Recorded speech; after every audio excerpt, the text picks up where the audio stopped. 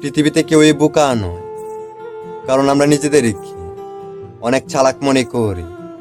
কিন্তু চাণক্যের বলাই 4টি নীতি যদি আপনার মধ্যে থাকে, তাহলে আপনি সত্যি অনেক বুদ্ধিমান। আর এটা জানার জন্য ভিডিওটা শেষ পর্যন্ত দেখুন। 1 নাম্বার পয়েন্ট, বলুন কম শুনুন বেশি। বুদ্ধিমান মানুষেরা বলেন কম কিন্তু শুনেন বেশি, আর বোকারা অন্যের কথা থামিয়ে দিয়ে তারা নিজেরাই বলতে থাকে, নিজেদের এমনভাবে প্রকাশ করে যে তারাই সব বুঝে, তারাই সব জানে, আর অন্যরা কিছুই জানে না। কিন্তু তারা হয়তো এটা জানে না যে তারাই প্রকৃত বোকা। আর বুদ্ধিমান মানুষেরা প্রথমে সম্পূর্ণ কথাটা মনোযোগ দিয়ে শুনে, তারপর যুক্তি দিয়ে নিজের বক্তব্যটুকু বলে।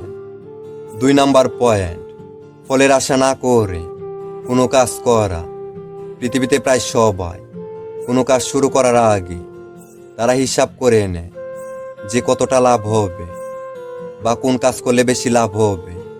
কিন্তু বুদ্ধিমান মানুষেরা শুধু নিজের লাভের জন্য কাজ করে না, অন্যের উপকার করার জন্য বা হেল্প করার জন্য কাজ করে।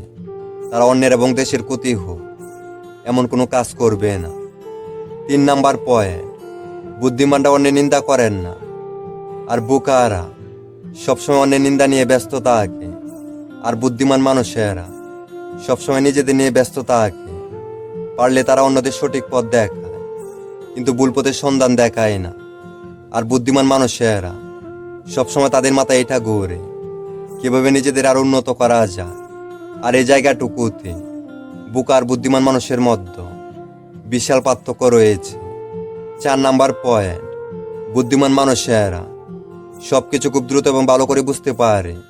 খেয়াল করে শুনে আমি এটা বললাম, তারা সবকিছু খুব সহজে বুঝতে পারে, কিন্তু আমি এটা বলিনি। তারা সবকিছু জানে, সবকিছু বুঝে, কারণ তারা ভালো করে জানে পৃথিবীতে তাদের থেকে আরো জ্ঞানী এবং বুদ্ধিমান মানুষ রয়েছে। আর যারা নিজেদের বুদ্ধিমান ভাবে তারাই পৃথিবীর সবচেয়ে বড় বোকা। আর এই ছিল 4টি পয়েন্ট বুদ্ধিমান আর বোকা মানুষ চেনার।